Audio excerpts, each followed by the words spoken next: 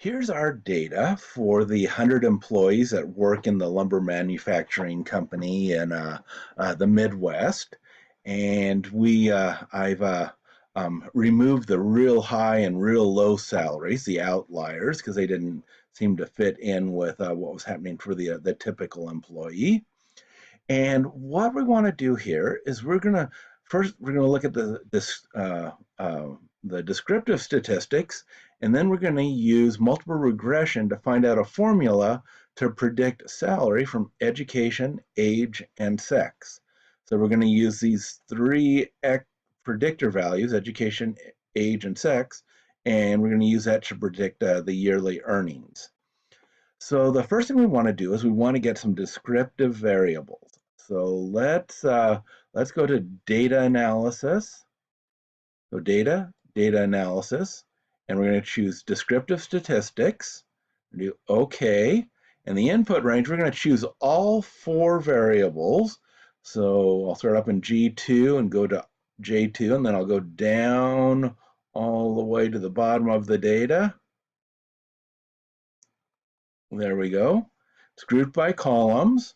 We've got the labels in the first row. The output option, I want it on the same sheet. Click into the cell there, and then I'm going to, let's put the upper left part of the table there in L3, and I press OK. Please choose at least one statistical option. Oh yeah, we've got to choose, we want the summary statistics. I press OK. And now we've got our statistics in a pretty ugly form. So let's round them off at first while they're still all highlighted. Home, number, change that to number.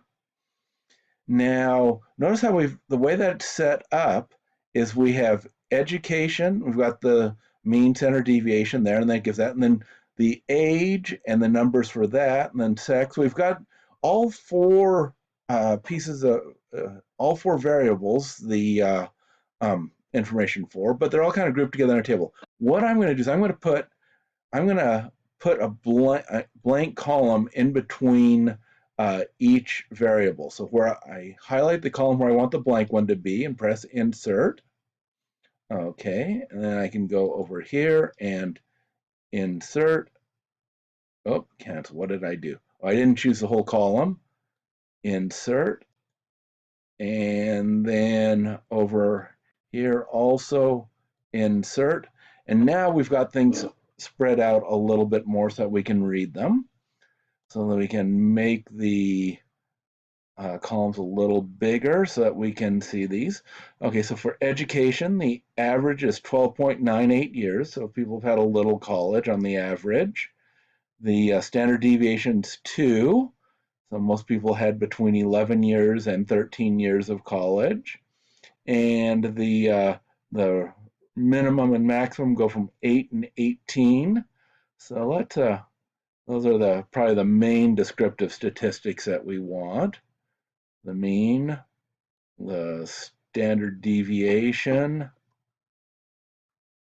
the minimum and maximum. Now let's look at the age. You can spread this out a little bit. The mean is 40.22. That kind of makes sense. That's not the middle age for working. You can highlight that. Standard deviation is 11. So that's basically, most people are between 29 and 51. That sounds reasonable. And then the range, their ages go from 19 to 69. Somebody doesn't want to retire. They must enjoy working there, or they need to work.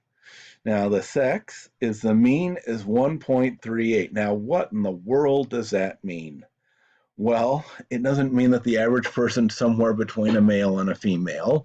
It actually, since 1 is male and 2 is female, a mean of 1.38 actually means that 38% of them are above 1, which would be female. So 38% of the people are female, and which means that 62% are male. The standard deviation's not especially meaningful here because it's not normally distributed. You're either male or female. You don't get a normal curve there. So we don't need to report the standard deviation. That's about as good as we're going to get. The yearly earnings. Now let's change this column into numbers or into dollars. Let's just change a group of the cells in case things below that aren't in dollars. I'm going to go to number and change this to currency. So now we've got the mean salary is 33,800.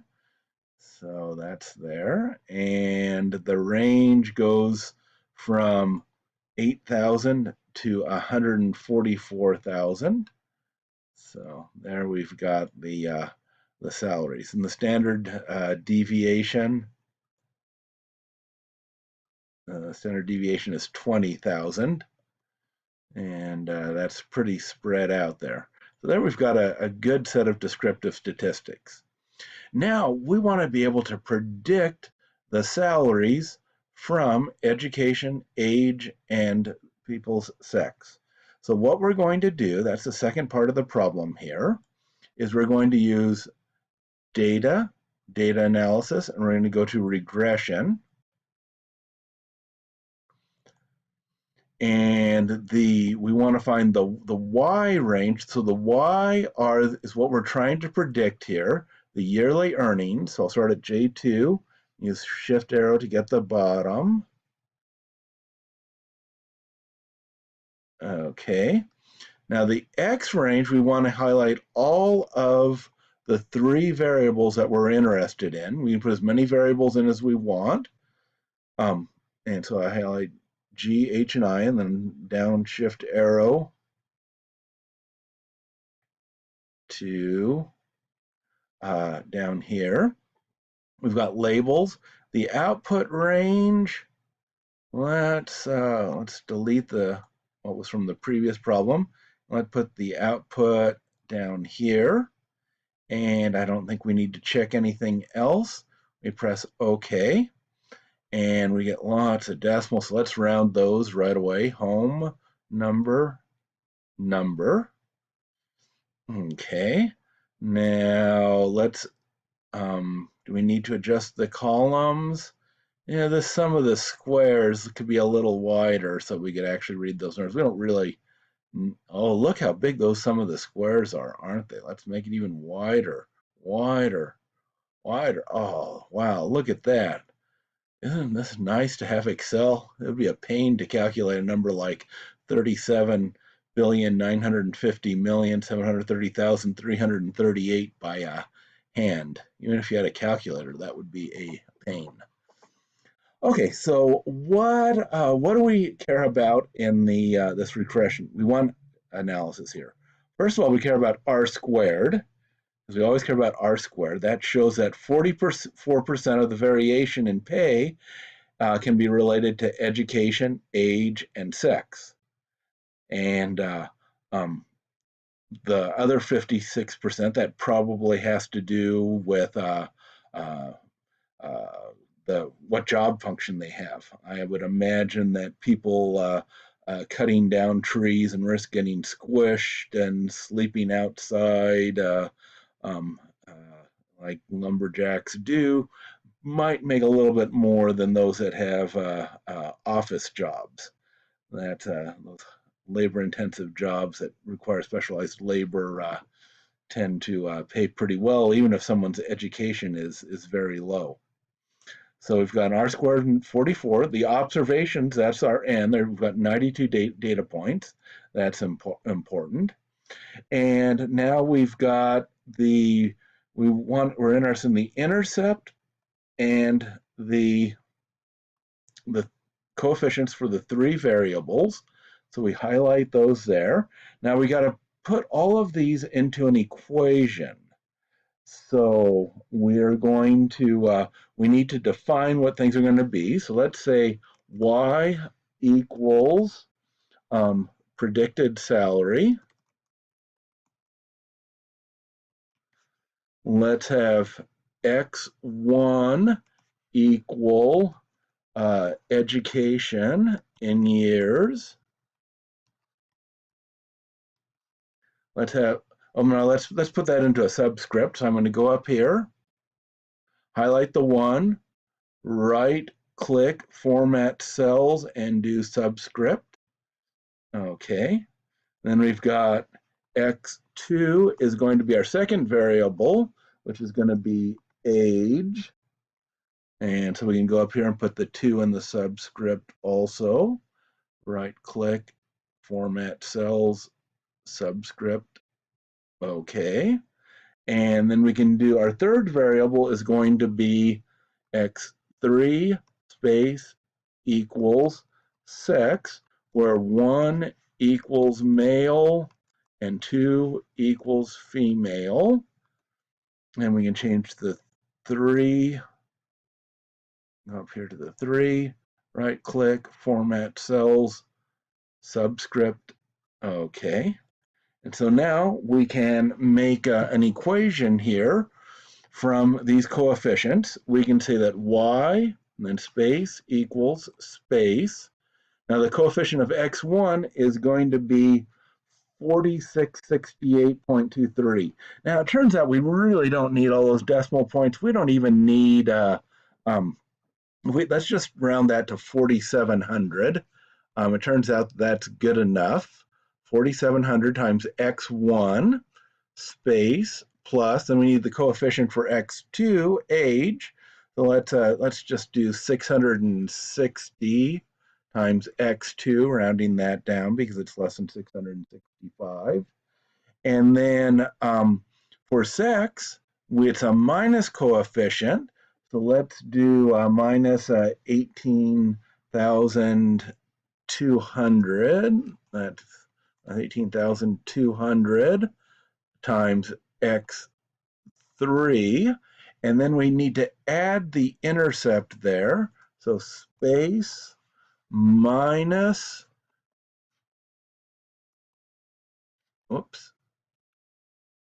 minus 28,300, round it to the nearest hundred, like we've been doing previously here, except for the age, we did 660. Okay, now let's go back and make the subscripts. So I'll highlight the 1, right click, format cells, subscript. The 2 and x2, highlight, right click, format cells, subscript. And then the 3 and x3, highlight, right click, format cells, subscript, do OK. And there we have our regression equation for calculating what we can expect people to earn. Now we have a few more questions here. The question is, for each additional year of age, salary increases by how much? So let's look here and see what so the question is for each year of age, salary increases by how much? Well, age is x2, and so if x2, the coefficient is 660, that means each number that x2 goes up, so like going up from like 50 to 51, there'd be an extra $660. So generally each by $660. So every year that seniority, on the average, you get $660 extra.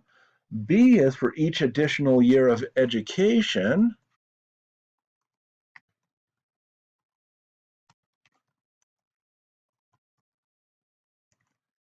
Salary increases by how much? We look at education as X1, goes up.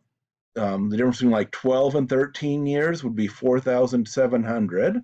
So we can say it would go up by $4,700. And then gender, the difference between males and females is, so when it goes from 1 to 2, that's x3, would be 18,200.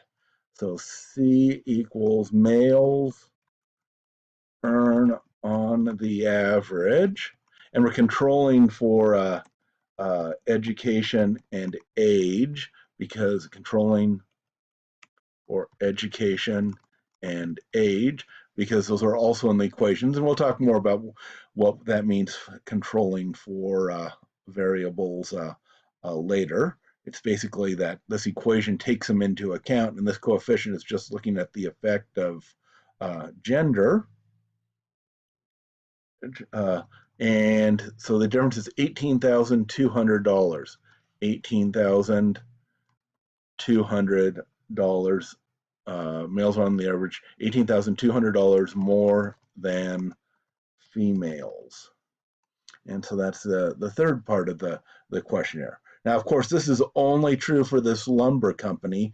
With this data, wouldn't be true for any place else, but given the sample of employees that we have at the lumber company, these are our best guesses what somebody would earn at this company.